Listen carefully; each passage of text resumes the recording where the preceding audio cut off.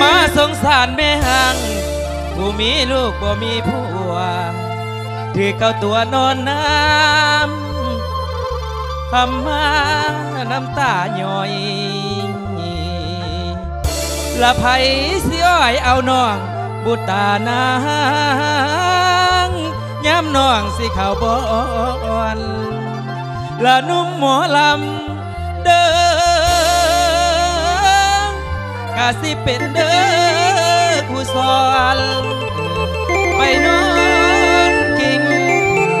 กลมพานางดอกเอ๋ยดอกเอ๋ยมันงาม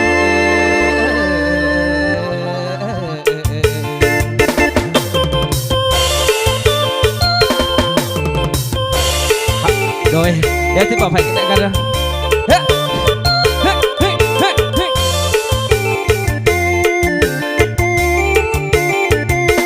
เอาคนต่ำมาเสียได้คนสูงคันเอาคนสูงมาเสียได้คนต่ำต่ำอ้อปอคือสิย่อเดาดีสูงเตวเวลลักกินกล้วยน้องย้ำเข้าห้องเพิ่นของขาของแข็งเอาเมียนายแองย่านมันแตกย้ำหนาวเอาเมียผู้สาวยานมันออกลูกยามันลำบากกันออกลูกที่กันดำที่มีคิดยากอายมัวเอาเมียคือขี้คันเอาลูกน้อยย้ำลูกให้แม่พัดไปห้องเฮียนเอาเมียตาเบียนยานลงดังเข้าบ้านเอาเมียขี้คันกะยานบ่เดียวลำเอาหมอลำขี้คันหอบหัวผา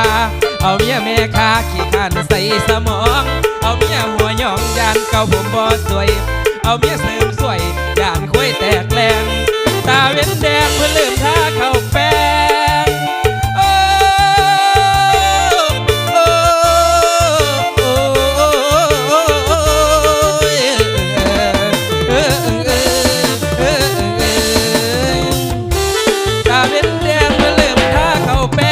เอาเมียปากแปงยานบกุมปากท้องเอาเมียจองห้องกะยานได้แต่ห่างเอาผู้ใดกับบ่คือแม่ห่าง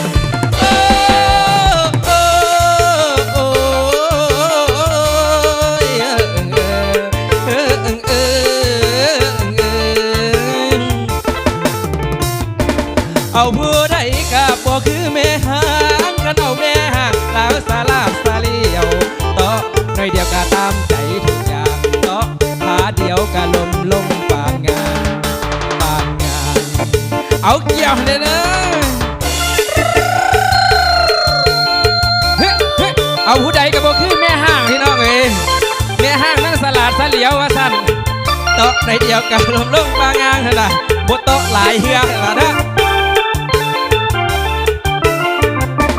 เอาคนต่ำมาเสียได้คนสูงคันเอาคนสูงมาเสียได้คนต่ำอ้อปอคือสิย่อเดาดีสูงเตวเวลลักกินกล้วยน้องย้ำเข้าห้องเพิ่นของข้าของแข็งเอาเมียหน้าแหกย่านมันแตกย้ำหนาวเอาเมียผู้สาวยานมันออกลูกยากมันลำบากกันออกลูกหัวทีกันดำชีมีคิดยากอายหมูเอาเมียคู่ขี้คันเอาลูกน้อ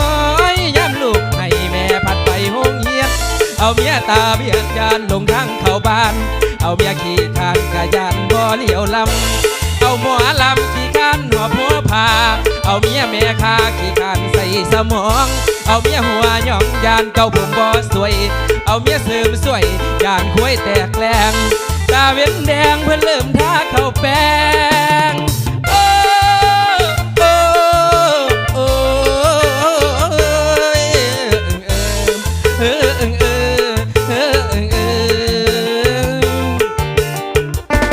ตาเว้นแดงมันลืมท่าเข้าแป้งเอาเมียปากแปงยานบกุมปากท้องเอาเมียจองห้องกะยานได้แต่ห่างเอาผู้ใดกับบ่คือแม่ห่าง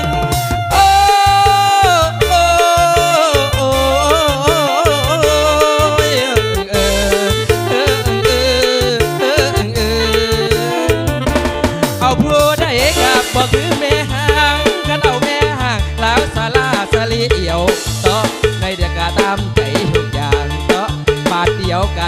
ลงปางงาน อีกผลงานเพลงเกิดจะเป็นลำสิงลำยาวบัดนี้เนาะผู้ใดแอลดีออกมาเด้อพี่น้องเด้อมวนน้ำกันมาเดามาเด้งน้ำกันเด้อที่ว่าให้ตามคำขอทั้งผู้สาวทั้งหลังเวทีเพื่อนว่าเอาลำสิงให้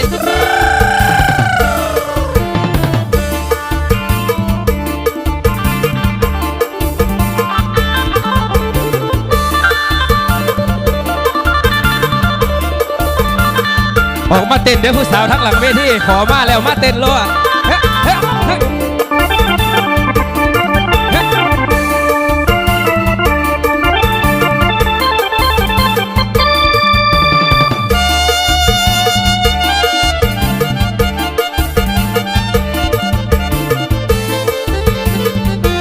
เอาเจ้าเข้าไปเจ้าเข้าไปเอาฮานี่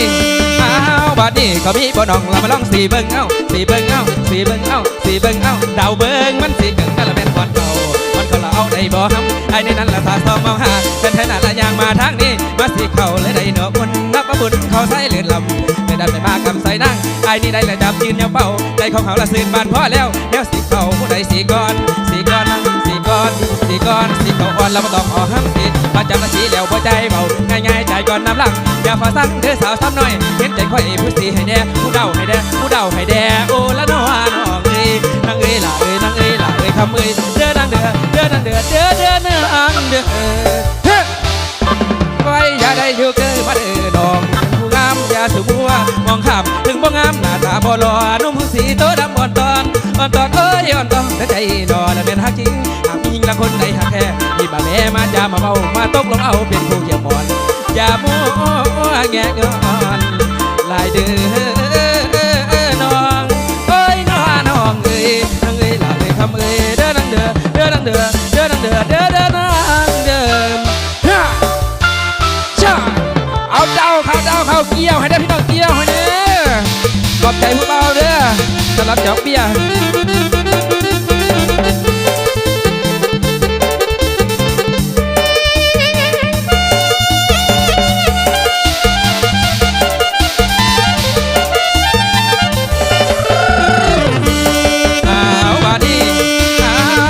เขามีบ่น้องเอามาลองสีเบิ้งนะสีเบิ้งสีเบิ้งมันสีกึ่งนั่นแหละเป็นก่อนเขามันสลับเอาได้บ่ฮัมไอ้นี่นั่นแหละสาสมมองหาแต่ไทยนั่นยางมาทางนี้มาสีเข่าได้เนาะอุ่นนักกระบุนคอใส่เลือดลำเดินดำใส่มากำใส่นั่งไอ้นี่ได้ละจับยืนเหนียวเป่าใจของเขาละเสื่อมบานพอแล้วเดี๋ยวสีเข่าผู้ใดสีก้อนนั่งสีก้อนเอ้าเดาก้อนเอ้าเดาก้อนเอ้าเดาก้อนเขาอ่อนแล้วก็ต้องเอาห้ำสีปัจจับละสีแล้วบ่ใจบอกง่ายๆใจก่อนน้ำหลังอย่าฝ่าสั่งเด้อสาวซ้ำหน่อยเห็นใจคอยผู้เดาให้แด่ผู้เดาให้แด่ผู้เดาให้แด่ผู้เดาให้แด่โอ้ละน้องเอ้ยนางเอ้ยนางเอ้ยล่ะเอ้ยนางเอ้ยล่ะเอ้ยนางเอ้ยเด้อนางเด้อเด้อนางเด้อเด้อเด้อนางเด้อฮะเอาไว้อย่าได้อยู่กันมาเด้อน้องละเป็นผู้งามอย่าสูมัวมองข้ามถึงบ่งามหน้าตาบ่หล่อนุ่มสีโตดำอ่อนตอนเอ้ยอ่อนตอนใจนอนเป็นฮักจริงมีหญิงละคนใจหักแท้รีบมาแม่มาจะมาตกลงเอาเป็นคู่เคียงหวนอย่ามัวแงะงอนได้เด้อน้องเอ้ยน้องเอ้ยนางเอ้ยล่ะเอ้ยคำเอ้ยล่ะเอ้ยนางเอ้ยเด้อนางเด้อเด้อนางเด้อเด้อนางเด้อเด้อเด้อนางเด้อเอาซอยพี่น้องฟังซอยนกกิบหน่อยแล้วบินขามไปให้ผู้ใดอยากได้ของใหญ่มาเอาน้ำมือคีย์บอร์ดเด้อพี่น้องเด้ออันนี้ก็ว่าซอยนักได้สีซอยอีกกันแล้วกันนะเนี่ย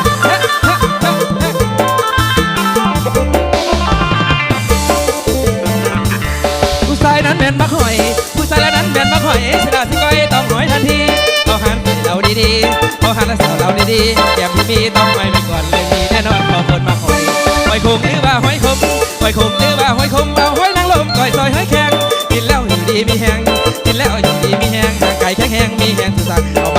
มากินบักหอยเอาเลี้ยงหอยนี่หอยมีน้ำกันหลายอย่างมีหอยดำกำแลกระตำแทละกระแทสิหาหอยนางลมนางฟ้าหอยหน้าหรือว่าหอยให้หอยใหญ่ๆแล้วเป็นหอยอยู่ก้นหอยใหญ่ๆแล้วเป็นหอยอยู่ก้นแต่เอาท่านแน่มันหลุดทักแต่ดีขันเบาเรื่องนั่นละเป็นนางหอยนางตาลอยทางเฮาสีนำเอาจนเบิดเมื่อท่านบ่มีก็ไปหาซื้อเอาหอยละมาก้อยมาออมผักอีเลยละซอยใส่อีพร้อมหอมกลุ่มแม่นบักแข้งหอยอยู่กับหมี าให้แข็งหัวโผล่แดงๆแล้วจากกินแซ่บเราจะไหนและส่วนน้อยลงตามสาลีมีวิตามินโซฟีและมีวิตามินใครได้กินแล้วจะต้องถามเงินซื้อหลักจะกินหรือน้ำงามกันกินกับเขาว่าคนเฮานั่นเอามากินวิตามินเงินหอยข้าวเรื่องหอยไอ้นี่พอเบื่อท่านมีเมียไอ้กะสีตังท่านมีแฟนไอ้กะสีตังขนาดนั้นให้ซื้อหอยคุยแล้วนำคุยแล้วนำมือคำแล้วเนี่ยก็เสียงข้างไอ้อ้อยแล้วกินหอยแค่พอเดินแค่พอหอยคนมาหอยสูบ่ถอยเอาสีบ่ถอยเอาเดาบ่ถอยซ้ำน้ำไว้นี่หอยกับกีรักหอยแมงโป่งจนเบิดโตบ่ลืมจอยบ่ลืมจอยเอาเกี่ยวให้เด้อเกี่ยวให้เด้อบัวน้องกันพี่น้องเฮ้ยฮะผู้ใดน้ำออกบอกเด้อที่บอกเขาไปอาบน้ำอยู่ทางกองหัวน่ะนะน้ำเพื่อเราแต่น้ำเพื่อไหลเอายาไม่กินบอลยาไปหาบอลลูกเล่นบัดนี้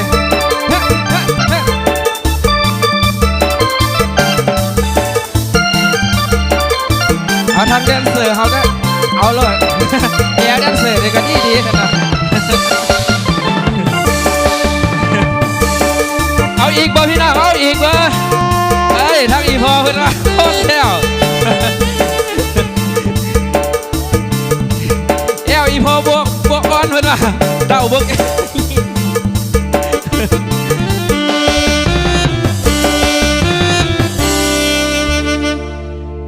เป็นจังไหนพี่น้องคักบ่พี่น้องคักบ่น้ำออกมาอยู่ไปอา